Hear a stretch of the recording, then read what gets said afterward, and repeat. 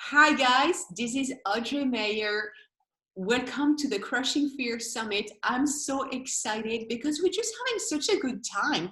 I'm just learning so much from all the speakers, and I'm just so grateful for you guys to be able to follow the show and just to learn from everyone.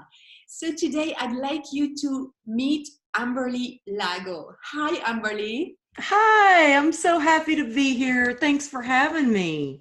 I'm so happy you're here with us. So thank you. The Yeah. pleasure is ours. So I'd like to tell the audience a little bit about you because your story, Amberly, is like, wow.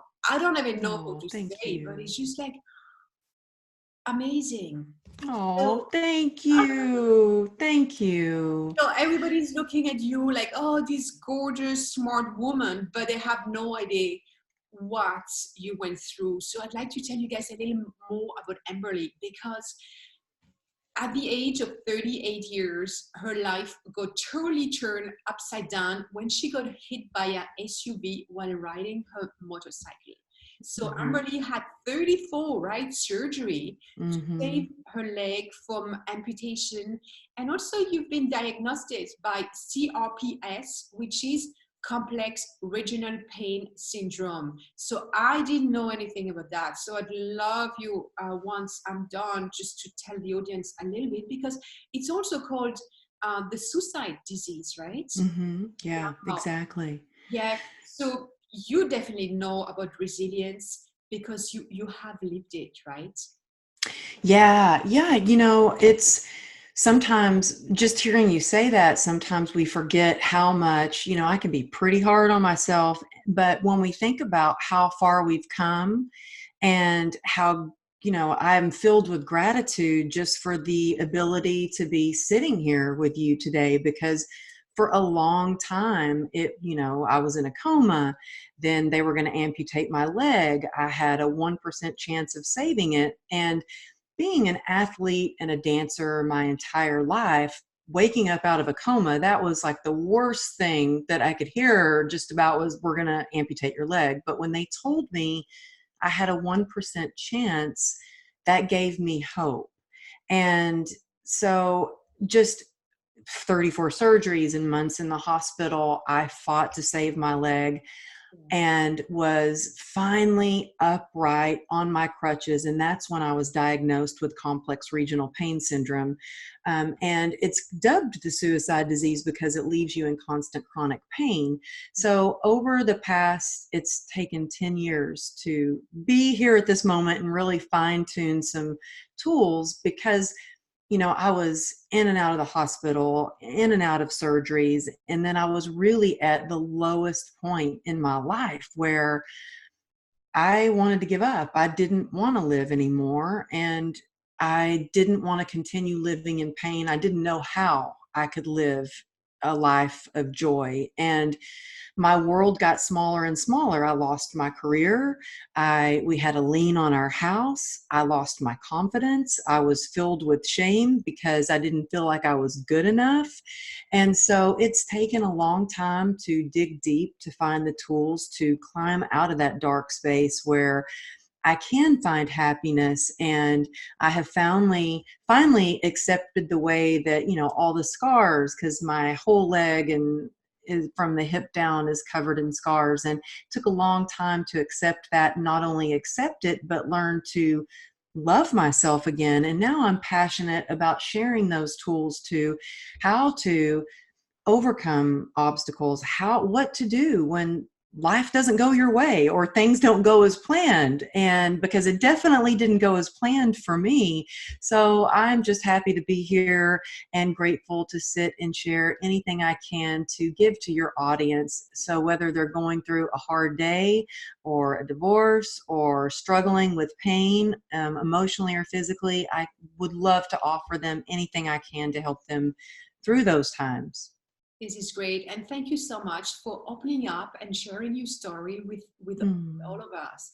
And I know thanks. that today you are leader expert in the transformation of health and wellness. So Hmm. my question is like, you such smart woman, you've been featured on NBC, Today Show, Hallmark, and I have the list here. It's just long and long. TED's Talk, Good Morning La La Land, and magazine, Health, Fitness, Pregnancy, Shape, Disability Magazine. So how did you go through, how did you get through those traumas of 34 surgery and just rebuild yourself, being like the Oh, woman you are it today?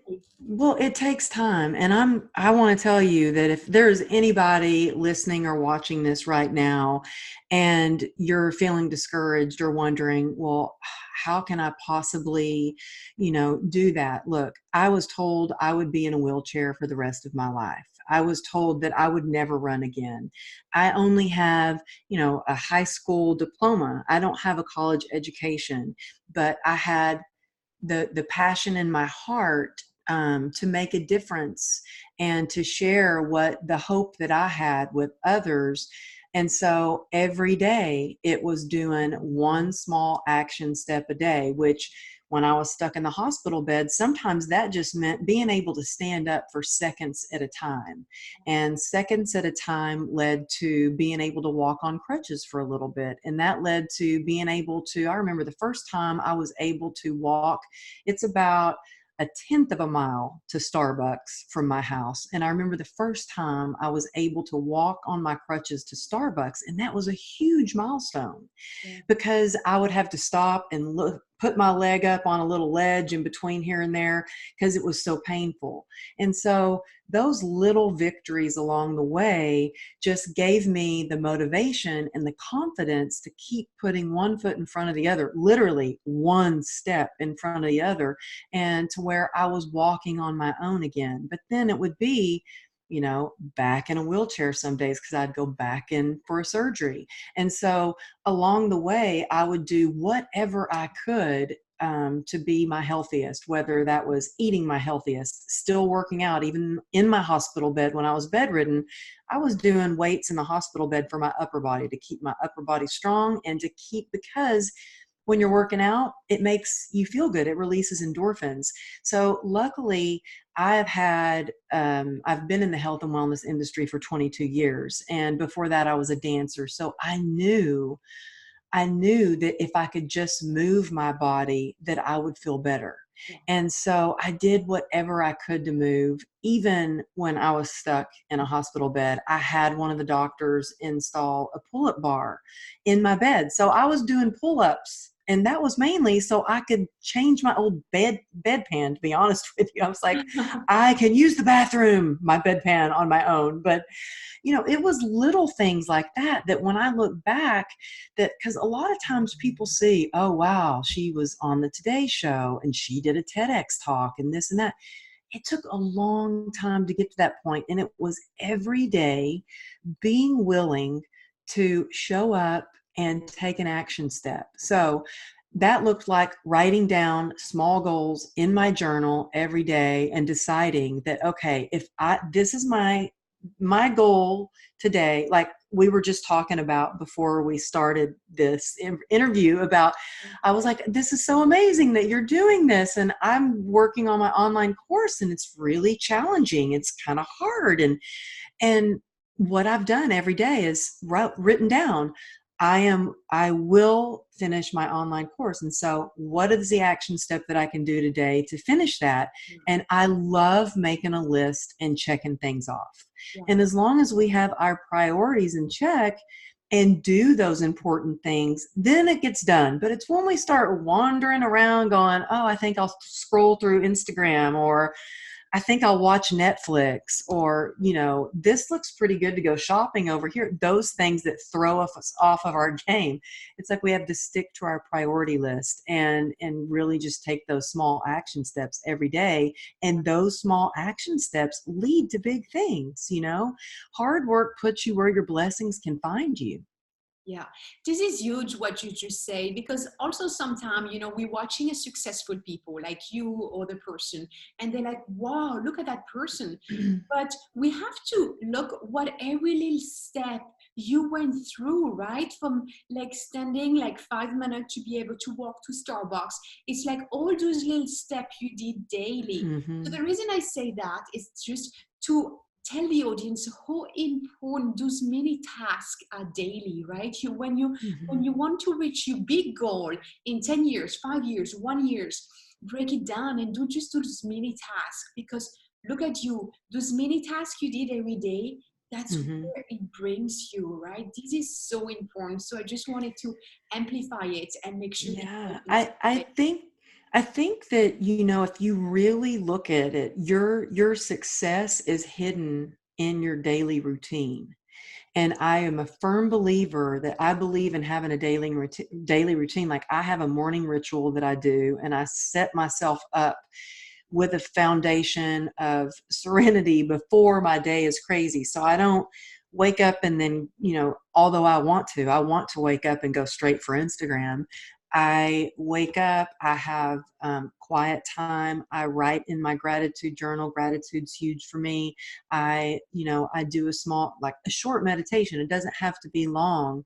And I read out of some of my spiritual books. And so I get really grounded and connected. And then I focus on my intentions, and then I start my day. And I believe that your daily rituals and all the things that you do daily, those add up to getting you closer and closer and closer to what your big goal is. I mean, if you look at some people like Mel Robbins, for instance, who's one of my favorite motivational speakers, yeah. she just got her own talk show. Well, she's been doing this for 10 years. She's been waking up and every day putting in the work, putting out videos, doing interviews, and it just takes time. It's working towards your dreams so they will come true every single day.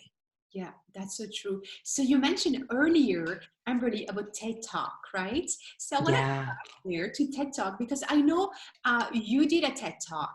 So as they Hmm. say, what was your big idea worth to share or Oh share? my gosh. So that was so I had it that was one of my dreams to do a TED Talk. And I really thought that when I would get the opportunity, that I would be like, "Oh my gosh, I'm so excited. Yay." I was terrified. I was Sure. scared to death. So instead, instead of me, I'm so excited. They want me to do TED Talk. I was like, I was sitting on the couch in like a little ball and frozen in fear. And the only thing that got me out of that fear was to take action. So some days that looked like, okay, I just need to go to the gym and work off some of this anxiety that I have right now. But it's when someone says, okay, you have 14 minutes to share the most important message of your life. I went through all sorts of like, oh my goodness, well, what is the most important message of my life? And then I thought, oh, okay, then I had these, that inner critic came in and was saying, who do you think you are? Who's going to, and then when I saw the lineup of all the other speakers, and they all had PhDs, every single one of them, they all had a PhD. Then it didn't help that my husband saw the big list of speakers that went out on the website, and he said, you're the only one that doesn't have a PhD or big letters after your name. And so I was very intimidated. And I really believed in my message so much, though.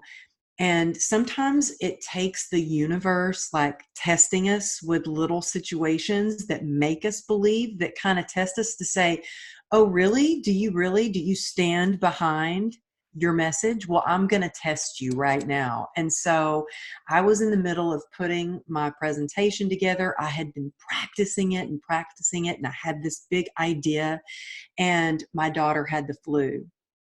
So she was homesick. I was actually at the ER. I had an infection and got home from the ER, and I'm going up and down the stairs to practice my talk, and downstairs to hold the throw up bucket for her. And I lean over to hold the throw up bucket, and I pull my back. And so I'm lying down upstairs on my back. My TEDx is 3 days away. And I'm thinking, okay, well, in 3 days, I will probably be sick. I won't be able to walk on stage because I can't even stand up because my back hurts so bad. I was spiraling into a full blown anxiety attack. And one of my friends texted me and she was like, how's it going? I said, horrible. I'm freaked out. My TEDx is coming up. And she texted me back one word. And it was the big idea that I was speaking on. And I had shared what I was speaking on with her. And she texted me back one word and said, pacer. And I was like, oh, yeah. Let me practice what I am speaking on. That's what I'm supposed to do because I have an acronym. It's PACER, and it stands for Perspective, Acceptance, Community, Endurance, and Rest. And I started going through my PACER acronym, and everything started to shift. I woke up the next day. I was able to walk. My back was better. My daughter started feeling better. I wasn't sick. I think my back probably felt better too because my anxiety was gone. And so I realized I had come up with Pacer as a way for me to thrive despite chronic pain. It's what I do to tap into my superpower of resilience. And we all have that superpower. We all have resilience within us. And with Pacer, we can learn to strengthen our resilience. It's kind of like going to the gym and getting stronger, lifting weights and getting stronger. If we do these things every day, it is what I do. It's not what I did and now I have resilience and I'm good. It is something I practice every single day. In fact, before we even got on this Zoom conference, I was a little freaked out because my husband called me and said he crashed my truck. I got some bad news about a business deal, and like all these things were going on. And I thought, okay, what do I do? Well, I need to shift my perspective and think of, well, my husband crashed my truck, but he's okay. Yeah. I'm grateful he's okay. Okay, that started to shift the anger I had towards him for crashing my truck. And I was like, okay, at least he's okay. Then I'm like, then acceptance, like accept what's going on. For the business deal didn't work out. Accept it. That's what it is. It's God has another plan. There's something else that's better coming along. Community, I'm about to talk to you. You're my people. I get to connect with you and feel better the minute. I could not wait to sit here and talk with you because I knew I'd feel better once I got to talk to you. And it's so important to reach out to somebody. I used to be in isolation because I was in pain or I was struggling. And I didn't want to reach out to anybody.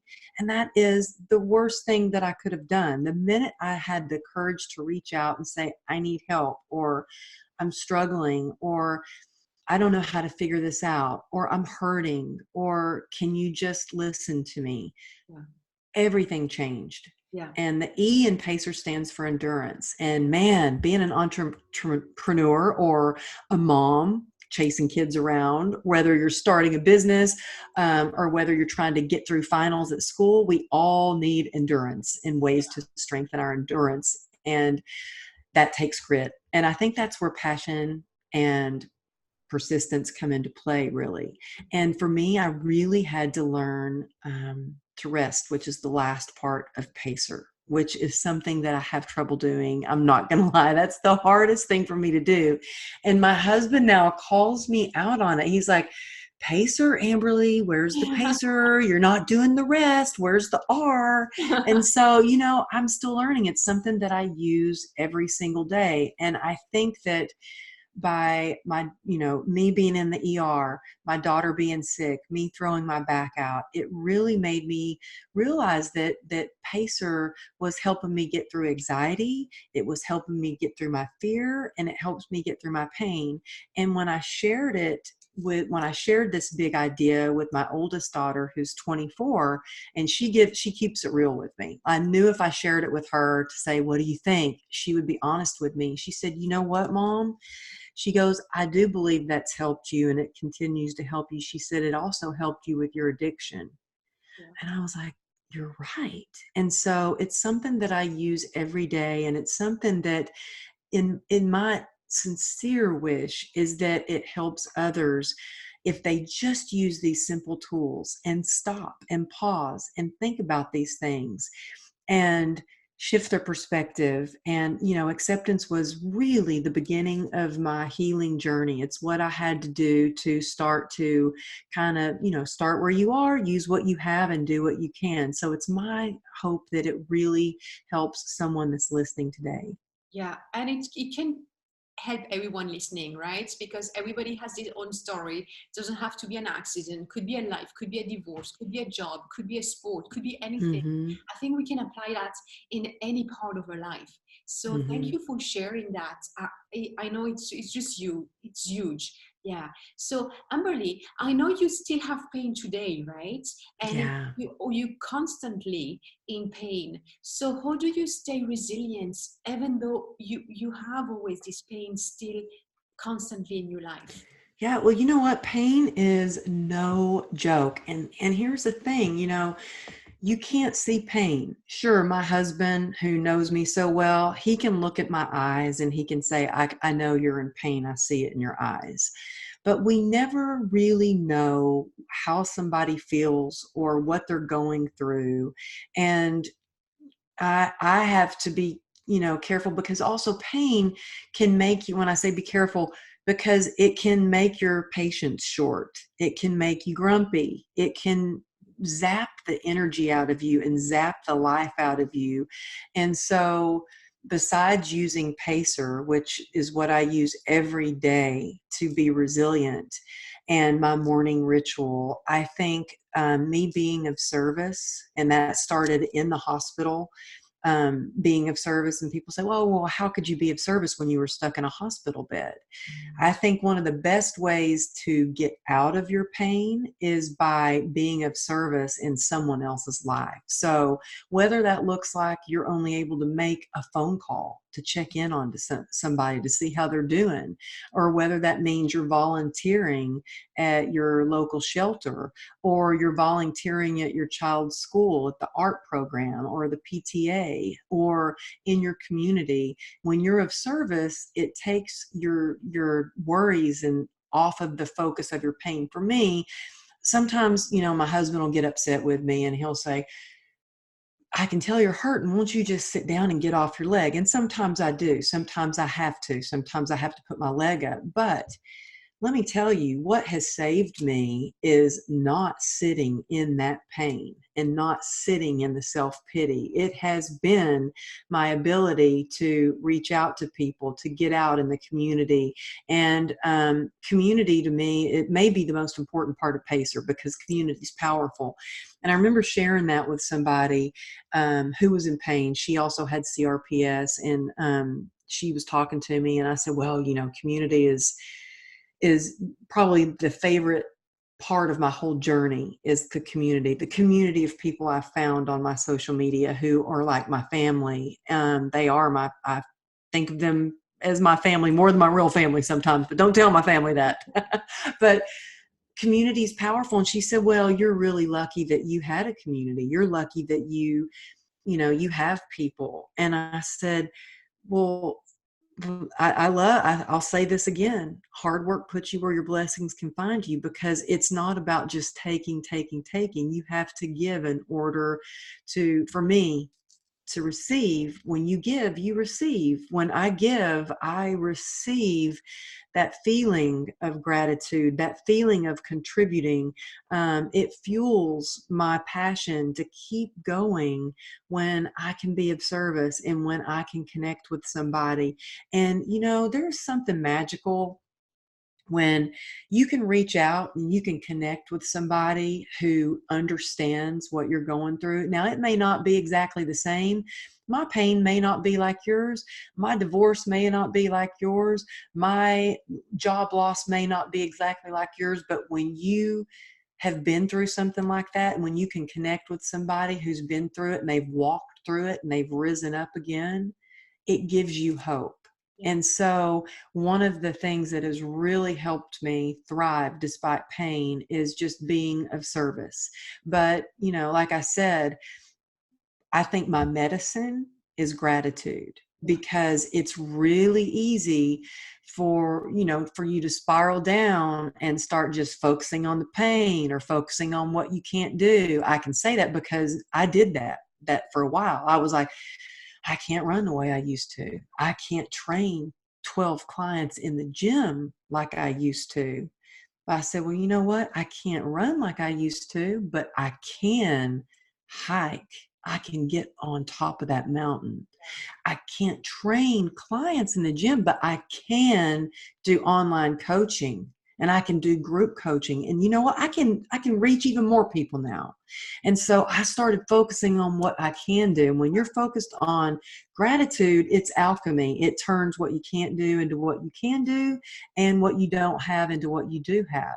And so gratitude is my medicine. And that's why I talk about really focusing on a gratitude journal. And it doesn't have to be long. You can write down 3 things that you're grateful for. And in fact, I even put it in my story on Instagram today where I'm laying in bed with my 11-year-old and last night, and we're cuddling with our little 3-pound dog. She looks more like a rat, but she's a 3-pound dog. And I always say, what was the best thing that happened today? What are you grateful for? And a lot of times it's something silly or crazy. Last night she said she was grateful, got this big smile on her face and grateful for some rapper or something that I've never even heard of. It made me feel real old because I'm like, I've never heard of that rapper. But but I want to instill that in my children and other people because look, I spent so thousands and thousands on medical expenses and medical procedures and medications. On one time, I was on 11 prescription medications and 73 homeopathic pills a day. And nothing was working. Nothing was working for my pain. Nothing was working for my depression until I got my mindset right. And gratitude was one of the things that helped me with that. It's like I had to reset my mindset. And it's not something I did and now everything's okay. It's something that you have to get up every single day and be willing to.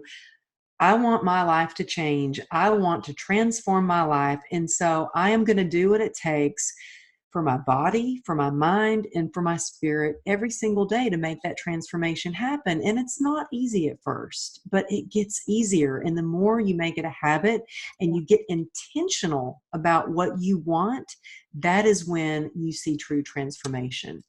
Yeah, and you're so right. I really want to talk about gratitude again because just writing 3 things you're grateful for can definitely change your mindset, right? Yeah, yeah. We reverse it. So it's just huge. So I really want to push the audience to like do that job like you teach your daughter. It's just so cute that you teach your kids, that you help your friend, that you help the audience, that you Oh, think this gratitude. Yeah. well, I have this little candle burning right here. One of my girlfriends for Christmas, because she knows she quoted me and she got me a candle and she wrote on there one of my quotes that says gratitude is alchemy. She wrote on there and I'm like looking at that because yeah, it is. It's my medicine. And the reason I brought up how much medicine I was taking is because gratitude's free. Yeah. It's free. You Yeah. can do it right now. You can do it today. And I promise you, 100% promise that it will change your life and it's free. You Absolutely. can shift your mindset for free. Absolutely. So, Amberly, you were talking about community earlier, and I want to go back to that. How do you build your community? You know what? That was really hard at first because although when I first had my accident, I was lucky that I had a pretty big community. I had a family that supported me. I had a large clientele, and my clients showed up for me. In fact, I think I needed my clients more than they needed me. They showed up for me. I had friends that brought me food to the hospital. I had incredible nurses and doctors and a team of people. But slowly after that, it started to get really, really small because I started to isolate more and more. And it wasn't until I thought, I need help and this cannot be the rest of my life. I've got to do something to change this. And there was that little glimmer of hope. I mean, it was barely a flicker of light in me that allowed me to summon up every bit of energy and every bit of courage. Because, man, when you're depressed, it is to think about even picking up the phone and calling somebody to ask them for help was really hard. But not only that, it was, I grew up where it, with sayings like suck it up and cowgirl up, and it was not okay to show vulnerability because that meant weakness. And so I had to really be humble enough and desperate. I had the gift of desperation is what it was. And I reached out to one person and said, I'm stuck. I need help. She was a friend of mine. She said, won't you meet me and we could talk? And then that led to, we invited another friend, and it led to another friend. And now I meet a group of women. Actually, I have two different groups of women that I meet, once every week and one every month. And we have that, I call them the God Squad, and we meet, and then your community just starts to build and build. And so I think if you don't have a community, you can start by even looking up something as simple as how I found my CRPS community online. Was I didn't talk about that much because I was embarrassed to admit that I had a disease or that I had something wrong with me. But once I started going, I want to look into this and see if there's anybody else out there that has that, I started looking up the hashtag CRPS warrior because I wanted to surround myself with people who were warriors. Now, this is the difference. You got to be real careful with who you're choosing in your community, because if I would have looked up CRPS sucks, I would have really started to connect with people who were a bunch of doggy downers, maybe, I don't know, a bunch of people that were like, my life sucks. But I was like, no, I want the warriors. And so I started finding people who have pain, but they still work out. I started looking up fitness and wellness and started finding people online that were, into the fitness and wellness world. And so those are little ways, but you have to be very careful with support groups, because support groups, you have to make sure that you are surrounding yourself with passionate, inspired, empowered people, because you are who you hang around with. Yeah. And that's something I teach my kids all the time too. If you're hanging out with the troublemakers at school, guess what? You're going to be in the principal's office soon. Yeah, and I think that's correct with anybody you hang out, right? Not only just your circle on Facebook, on Instagram, your people, your friends, everybody. It's just it can be a detox hanging out with the wrong people, right? Yeah, and that's why I think, if there's somebody that you're following on social media and they don't make you feel good, then don't follow them. Just don't follow them. You just unfollow, and you know what? You don't have to see that. But yeah, it's very important to choose people that inspire you, because and I promise you, every year I take an audit around this time, around January, around December, January. I really start to take an audit of the people that I'm hanging around with. And that goes for family and friends, and really pay attention to how you feel after you spend time with those people. And not like we can get rid of our family or some of our close friends even, but you can limit the time that you spend with those people and set healthy boundaries. That's when I look at and I kind of go, how's that working for me? Are they sucking the life out of me? Are they supporting me? Or are they bringing me down? And I always say, and now I've got my husband saying this too, hang around with the puppy uppers, not the doggy downers. Like, get rid of the doggy downers in your life. Just don't hang out with them. Yeah, it's funny. When I turned 40, I decided, sorry for my French, I'm like, fuck the people I don't like. When you're young, you just want to hang out. You want that everybody like you, right? But I don't think it's right, because you rather be with people who like you for who you are, but who also bring you something. And then when you choose Yeah. to hang out with the right people, you feel just everybody rise each other. You're just empowering each other. And Mm-hmm. that's the beauty about it, about Mm-hmm. having this good circle of friends, everybody benefit of it. Mm-hmm. I couldn't agree more. I couldn't agree more. And that's something I was just talking to my youngest daughter about this morning on the way to school because um I told her, I said, when your older sister was this age, I said, she had a lot of friends. But as you start to get older, your circle starts to get a little bit smaller as you start to realize who your true friends are. As they say, that road starts to narrow. And as you get to be a little older, you really, if you have a handful of your true blue friends, those friends that they have got your back, they're the friends that you can say, hey, man, I just launched my book and can you go write a review for it, please?